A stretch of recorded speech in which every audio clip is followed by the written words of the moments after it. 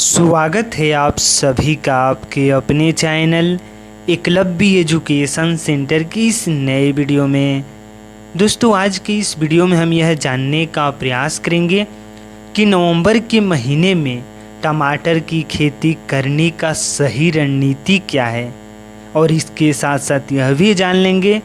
कि नवंबर के महीने में बोई जाने वाली टमाटर की टॉप 5 वैरायटी कौन कौन सी है, जिसकी खेती करके हम कम समय में कम लागत में ज़्यादा से ज़्यादा लाभ प्राप्त करने में सफल हो सकते हैं। और इसके साथ साथ यह भी जान लेंगे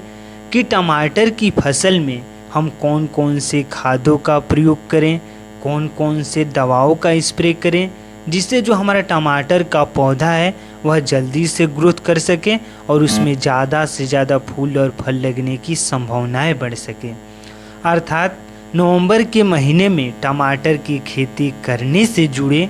एक एक बिंदु पर हम विस्तार से जानकारी प्राप्त करने की कोशिश करेंगे इस वीडियो में। तो चलिए इस बेहद ही महत्वपूर्ण वीडियो की शुरुआत करते हैं। जैसा कि आप जानते हैं कि टमाटर की खेती करके निश्चित तौर पर हम 60 से 65 दिनों के अंतर्गत में हम अपने टमाटर की फसल से कम लागत में कम समय में ज़्यादा से ज़्यादा लाभ प्राप्त करने में सफल हो सकते हैं। लेकिन अपने टमाटर की फसल से ज़्यादा लाभ प्राप्त करने में सफल तभी हो पाएंगे जब हम सही रणनीति के साथ सही टेक्निक का प्रयोग करके और अच्छे तरीक़ों से हाइब्रिड वैरायटी का चुनाव करके इस नवंबर के महीने में टमाटर की खेती करेंगे। तो आइए सबसे पहले समझते हैं कि नवंबर के महीने में बोई जाने वाली टमाटर की टॉप 5 वैरायटी कौन कौन सी है। तो हमने 5 हाइब्रिड वैरायटी को चुनिंदा जो हाइब्रिड वैरायटी यानी सबसे लोकप्रिय जो हाइब्रिड वैरायटी है उनको हमने क्रम वाइज रखा है। तो आइए एक एक करके इन्हें हम समझने की कोशिश करते हैं। तो हमने सबसे पहले नंबर पर जिस हाइब्रिड वैरायटी को रखा है वह है श्रीराम प्राइवेट लिमिटेड कंपनी का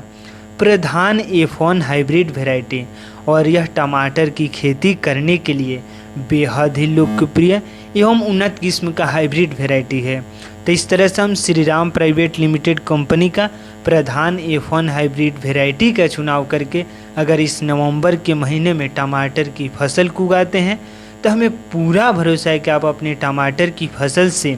सबसे कम लागत में सबसे ज़्यादा लाभ प्राप्त करने में सफल हो सकते हैं।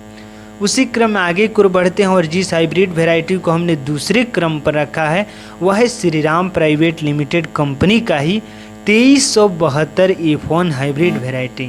और यह भी टमाटर की खेती करने के लिए बेहद ही लोकप्रिय एवं उन्नत किस्म का हाइब्रिड वैरायटी है। और इसकी खेती लगभग सभी प्रकार की मिट्टी में किया जा सकता है, जैसे बलुई दोमट मिट्टी, काली मिट्टी में भी इसकी खेती कर सकते हैं। इसके साथ साथ जलोढ़ मिट्टी में अगर इसकी खेती करते हैं यानी श्रीराम प्राइवेट लिमिटेड कंपनी का 2372 F1 हाइब्रिड वैरायटी की, तो निश्चित तौर पर आप सबसे कम लागत में ज़्यादा से ज़्यादा लाभ प्राप्त करने में सफल हो सकते हैं।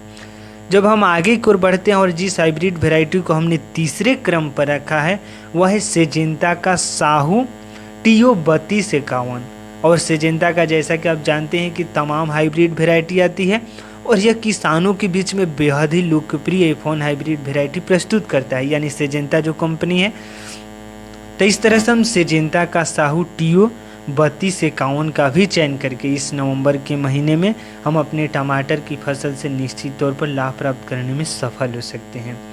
आगे की ओर बढ़ते हैं और हमने जिस हाइब्रिड वैरायटी को चौथे क्रम पर रखा है वह है सेमिनिस का सक्षम F1 हाइब्रिड वैरायटी,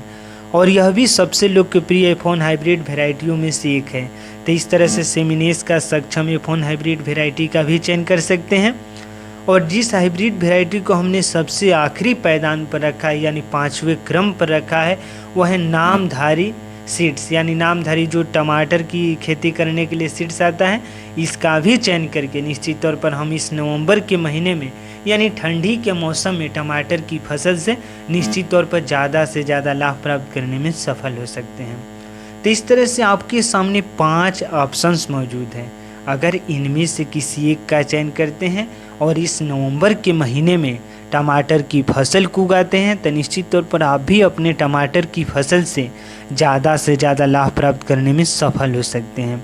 लेकिन हमें यह भी ध्यान में रखना होगा कि केवल अच्छे तरीक़ों से हाइब्रिड वैरायटी के चुनाव कर लेने से ही मात्र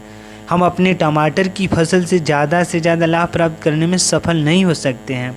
हमें अच्छे तरीक़ों से उसमें खादों का भी प्रयोग करना होगा, अच्छे तरीक़ों से उसमें कीटनाशक दवाओं का भी स्प्रे करना होगा, क्योंकि अगर इन तमाम प्रयोगों को करते हैं तो निश्चित तौर पर जो हमारा टमाटर का पौधा है वह पूरी तरीक़ों से सुरक्षित, स्वस्थ एवं उसमें ज़्यादा से ज़्यादा फूल और फल लगने की संभावनाएँ हो सकती है।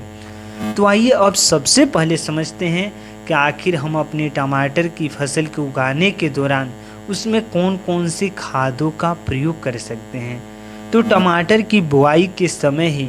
यानी जैसे हमारी नर्सरी तैयार हो जाए, जब हम उसकी बुआई की प्रक्रियाओं को कर रहे होंगे उस समय अगर सड़े हुए गोबर का खाद केवल प्रयोग कर देते हैं तो निश्चित तौर पर हमें अन्य खादों की आवश्यकता ही नहीं पड़ेगी, क्योंकि सड़े हुए गोबर के खाद में लगभग सभी प्रकार के न्यूट्रिएंट पाए जाते हैं, यानी हम एलिमेंट भी कह सकते हैं जैसे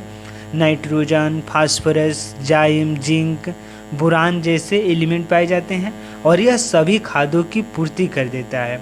अगर हम सड़े हुए गोबर का खाद प्रयोग करने के साथ साथ अगर अन्य खादों की जब कल्पनाएं करते हैं कि आखिर हम अन्य खादों को कौन कौन से खादों का प्रयोग कर सकते हैं, तो उसमें सबसे पहला है NPK,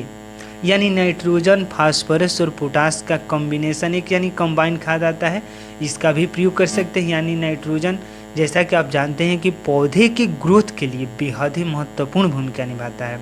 यानी किसी भी पौधे की अब जब हम बातें करते हैं तो नाइट्रोजन बेहद ही महत्वपूर्ण भूमिका निभाता है। तो इस तरह से नाइट्रोजन का प्रयोग करना हमारे लिए प्रथम प्रेफरेंस होना चाहिए। जब हम दूसरे क्रम पर हैं, यानी फास्फोरस और पोटास, फास्फोरस और पोटास पौधे की जड़ को मजबूत करता ही है और उसमें साथ साथ फूल और फल लगने की संभावनाओं को भी बढ़ाता है। यानी अगर पौधे का जड़ मजबूत रहेगा, यानी न्यूट्रिएंट एब्जॉर्ब करने की क्षमताएं होंगी मिट्टी से, तो निश्चित तौर पर वह जल्दी से ग्रोथ कर सकेगा। और कोई भी पौधा अगर सही समय पर ग्रोथ कर रहा है तो निश्चित तौर पर उसमें फूल और फल लगने की संभावनाएं निश्चित तौर पर ज़्यादा से ज़्यादा होंगी। तो इस तरह से हम NPK का प्रयोग कर सकते हैं। इसके साथ साथ हम DAP का भी प्रयोग कर सकते हैं और DAP का प्रयोग करके निश्चित तौर पर लगभग सभी प्रकार के जो सब्जी की खेती होती है उसमें DAP का प्रयोग करना लाजमी होता है। यानी अगर DAP का प्रयोग नहीं करते हैं तो निश्चित तौर पर एक तरीके से नुकसान भी हो सकता है। तो इस तरह से DAP का प्रयोग निश्चित तौर पर करना चाहिए। जब हम इन खादों के साथ साथ आगे की ओर बढ़ते हैं, जब हमारे टमाटर की फसल में जब फूल और फल लगना शुरू हो जाएंगे तो उस समय हमें सही रणनीति के साथ कीटनाशक दवाओं का भी प्रयोग करना होगा। यानी कीटनाशक दवाओं का अगर स्प्रे कर देते हैं सही समय पर तो निश्चित तौर पर हमारे टमाटर की फसल में जितने भी फूल लगे होंगे वह पूरी तरीक़ों से फल में तब्दील हो सकते हैं। जैसे कीटनाशक दवा की हम बातें करते हैं तो उसमें हम बादशाह इंसेक्टिसाइड का प्रयोग कर सकते हैं और यह बेहद ही लोकप्रिय इंसेक्टिसाइड है। आगे की ओर बढ़ते हैं और दूसरे इंसेक्टिसाइड की बातें करते हैं तो निश्चित तौर पर रोगार है, किटकैट है, इसके साथ साथ परफेक्ट 404 है। तो इस तरह से यह बेहद ही लोकप्रिय कीटनाशक दवा है।